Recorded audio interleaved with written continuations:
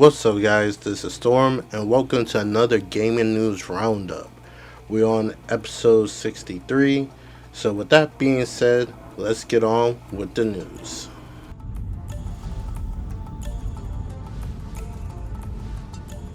First one we have is PlayStation is sending out emails and PlayStation messages to people on the PS4, whoever wishlists GTA 6. The email basically saying, because you wishlist Grand Theft Auto 6, get a PlayStation 5 today to be ready when Grand Theft Auto 6 launches on November 19, 2026. So it's pretty much going forward with the whole PlayStation has the marketing for GTA 6 and stuff. And they're basically saying, like, GTA 6 will not be on the PS4, so if you want to play GTA 6, you gotta get that PS5. Which is kind of funny when you think about it, because the fact that they're able to wishlist it on the PS4, knowing that the game is not coming out on that platform, but it's whatever. But funny thing enough, another thing happened involving GTA 6 is Best Buy accidentally leaking the pre-order date for GTA 6. People have went out and they have confirmed that between May 18 to the 21st, Rockstar supposedly is going to drop the GTA 6 pre-order link and stuff. And at the same time, supposedly there was going to be a trailer to announce the pre-orders. And I guess Best Buy accidentally revealed the pre-order before the trailer even came out, so I have a feeling Rockstar are going to be pissed and stuff, and it's going to be a lot worse if, especially during the 18th to the 21st, nothing happens involving GTA 6. People are not going to be happy. So just take it as a grain of salt as of right now, and you never know, we might be able to see a new trailer and the pre-orders open up for GTA 6 before this month is over.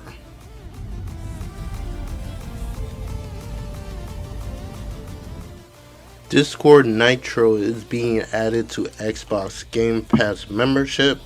So now whenever you get Game Pass, you also get Discord Nitro, which is a basically continuing the partnership that Xbox and Discord have. And pretty much the benefits for Xbox Game Pass subscribers, you get 250 Discord orbs each month, 1.2 times each orbs when completing quests, and automatically apply Discord shop discounts. So if you heavily use Discord and stuff, and you also have Game Pass, this will be a great benefit for you and for anybody who wants to give it a try and stuff, because I believe like Discord Nitro is like almost 20 something a month, so it's a pretty good deal if you ask me, honestly.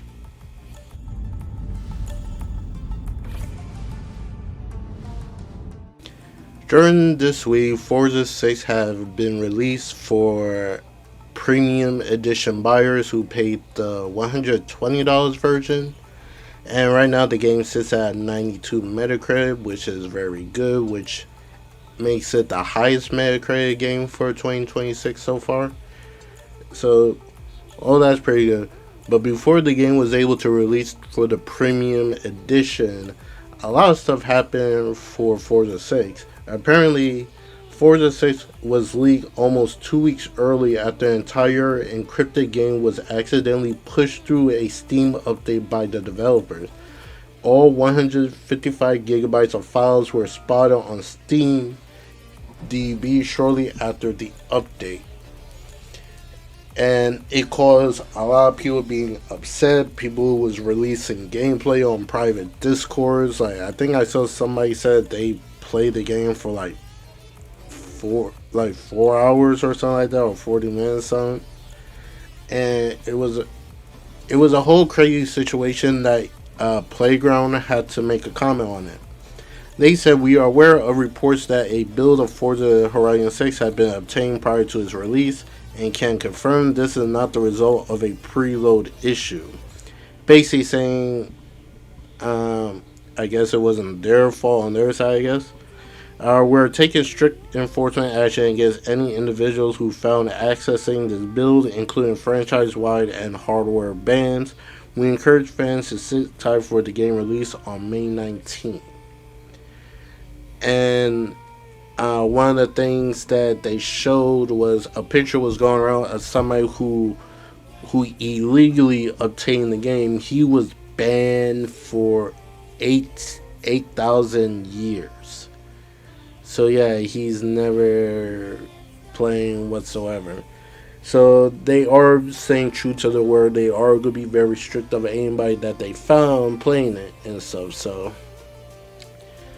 kudos to them and stuff. I'm not surprised Forza Horizon got 90 because majority of the Forza games be rated very high, especially with the Horizon one. So it's not new that this thing scored uh, over a 90 and stuff. So kudos to them and happy for the release of Forza Horizon 6.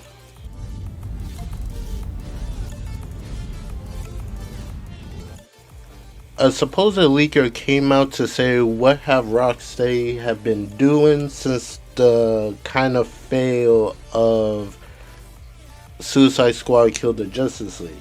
And he's claiming that they're making a Batman Beyond game. The leaker claims the studio wants to move past the failure of the Suicide Squad as quickly as possible with a complete refocus on Batman. This is the stuff that he said that was going to be in the game. The game will be written by Paul Dini, with Terry McGinnis returning as the main hero in the role of Batman Beyond instead of the previous Damian Wayne idea. The event takes place many years after Arkham Knight in a futuristic Gotham inspired more by Cyberpunk 2027, but with more realistic style and without flying cars, which doesn't make sense to me because Batman Beyond car was a flying car. Like his Batmobile was a flying car, so anyway. He said the story is inspired by Batman Beyond anime series where the elderly Bruce Wayne trains Terry to become the new Batman. The leaker mentioned that the game is being developed on Unreal Engine 5 and that the Nemesis system will be present in a way that gives each player their own unique enemy. The game won't take place entirely in one night like previous Arkham games, which hints of different traversal methods and equipment alongside gliding. Some leaked images show some aspects and a user interface reused from Suicide Squad, while the leaker confirmed that the real image will run through AI to hide the watermarks. Alright. That what this leaker is claiming. But when this news came out, we had Jason Schreier made a comment on it. Basically, him debunking that Rocksteady is not working on a Batman Beyond game. And if you know Jason Schreier, you know his track record be very good when it comes to what studios is working on what in the gaming industry and so in my opinion he has not given me anything to disagree with him. So in this case I'm kind of going along with that. Yeah, Jason Schreier is right that there's no Batman Beyond game being made and stuff.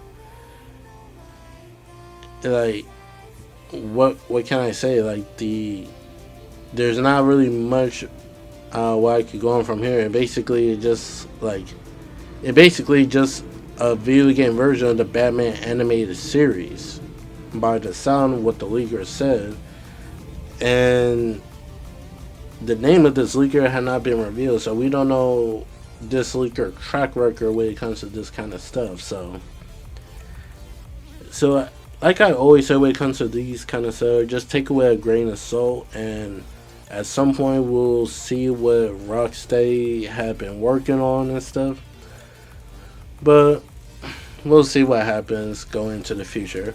And if you want to see it, here is the supposed picture from the leaker and stuff about Batman Beyond.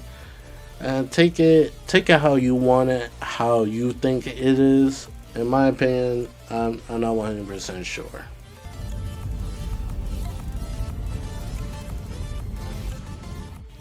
Capcom had their financial report going over their earnings and stuff.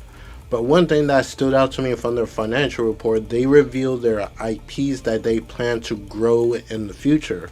And the IPs they plan to grow are Mega Man, Devil May Cry, Onimusha, Dead Rising, Ace Attorney, Dragon Dogma, and Okami.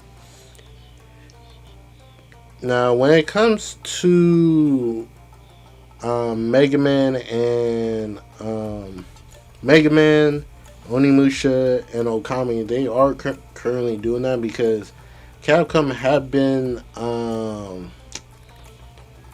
doing like a bundle release for the Mega Man games. Like last month, they did one for the Mega Man Star Force. Yes, Mega Man Star Force, which had all the Mega Man Star Force games on one and stuff that you could buy on the PlayStation and Xbox and all the other platforms, which is really nice. That's something I am planning to get in the future.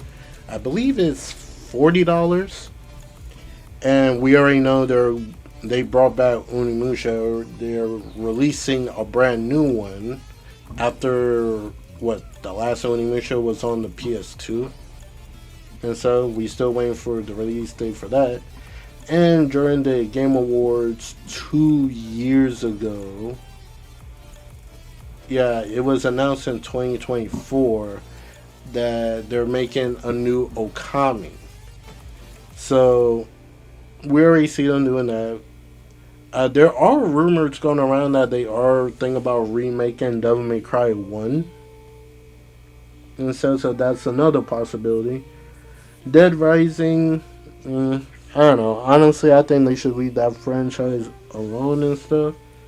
Because I don't know how much it did overall, especially the last one that released.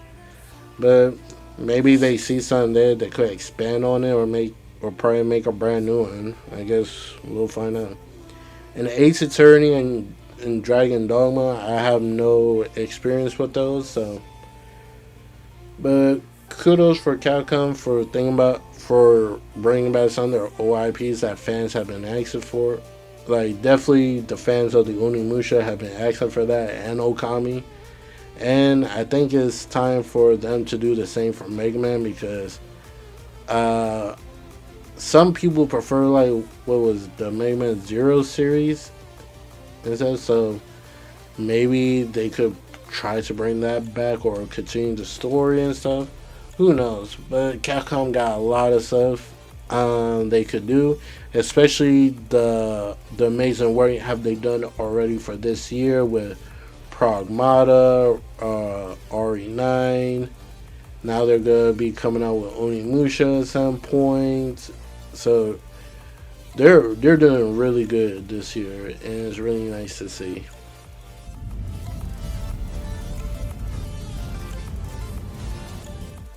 It's now been official. 007 First Light has gone gold, which means it will be ready to be released on May 27th on PlayStation, Xbox, and Steam. This is another game I am looking forward to, and it will be the next game on my list to play after Pragmata, Suros, NTE. Now 007 The First Light. I can't wait, especially what I'm hearing from the previews. Like it plays more like Uncharted than Hitman, which I'm excited about. Like I don't mind playing stealth. I don't want it to be the only way I have to play. I rather have the choice of going stealth, but if stuff goes sideways, I want to be able to lay people out and make it look like something else happened, basically. So I'm excited for that, and I can't wait to play 007 First Light. What about you guys? Are you guys picking up day one, or are you gonna wait for a sale, or maybe it's not your type of game? Let me know in the comments below.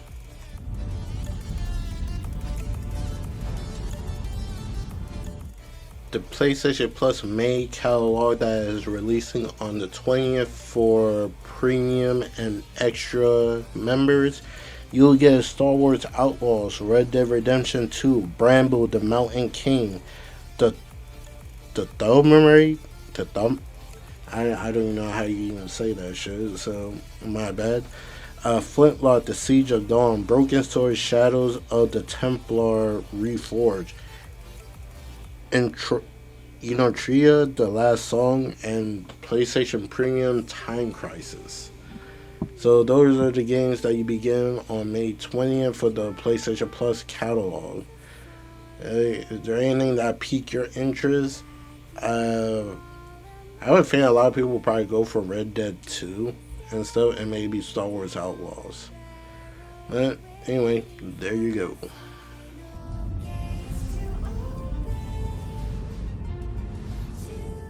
We got some information on that next Assassin's Creed game called Project Hexe. This comes from a leaker, so take this info with a grain of salt. It said the protagonist's real name is reportedly Anika, while Elsa was just a placeholder named like Jorah for Ivor. Anika is said to be a descendant of Claudia Auditore. Wurzburg will reportedly be the main location alongside other explorable areas. Ezio is returning with a multiple voice lines. Possible appearance through flashbacks, Izu visions, or in person. Dialogue hints at witch hunts, rituals, relics, and blood pacts. Forest traversal includes unlockable tree-to-tree branch jumping. NPC would immediately report suspicious activity. According to Jonathan, that's the leaker name, the story could be the best since Origins. Some leaked voice lines include they called me a witch. The forest moves at night. Come weep with me one last time for an old man. So for what it sounds like like a possible continuation of the Assassin's Creed 2 story if it's evolving the family of Ezio Auditore. Because the fact that supposedly you're playing as the descendant of Claudia Auditore. So I'm intrigued, but like I said, we gotta take this with a grain of salt because we don't know how true could this be. So we just gotta wait and see how that turns out in the end.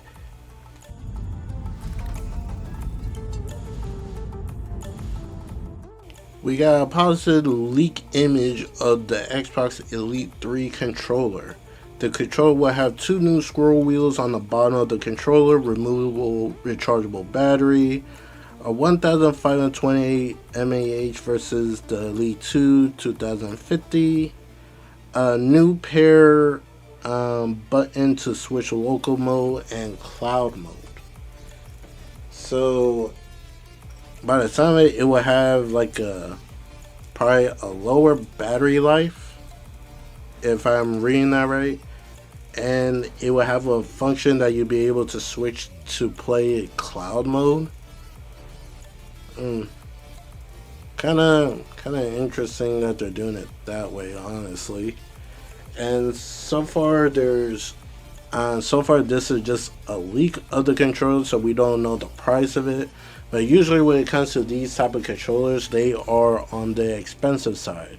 Especially how everything is going right now, I kind of expect this thing to be at least close to 300, possibly. But we'll see when Xbox officially announce this controller.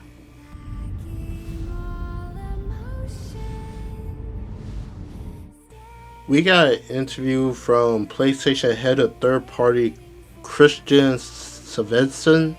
Says the future lineup of unannounced games on the PlayStation is unbelievably positive, and the industry should be optimistic about the future. I'm in an incredible privileged position to have amazing visibility into what games will be for the next 3, 4, 5 years.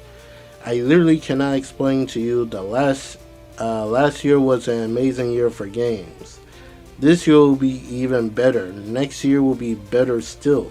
The trajectory of content is unbelievably positive, and we as an industry should be super optimistic about where we are going in spite of the headwinds. Okay, so he pretty much saying games that are gonna be third party that be coming to multiple platforms. He already has like he already get first sight of what the games are and stuff, and he said they will be amazing. So it kind of makes you wonder what games could be possibly be coming out. One game I'm thinking about for third party that's gonna be I'm excited for is gonna be like what Stellar Blade 2, the God Slayer, what other third party that could be coming out in the future. Um there are some couple of games, but I personally don't know if they're gonna come from PlayStation and stuff. It would be interested to see if Blade would make that crossover and stuff, and some other games. Hopefully, the next Star Wars games most definitely. But like I say, he get first crack of seeing what those games are, and we just have to wait until those games eventually come out to us to be in our hands.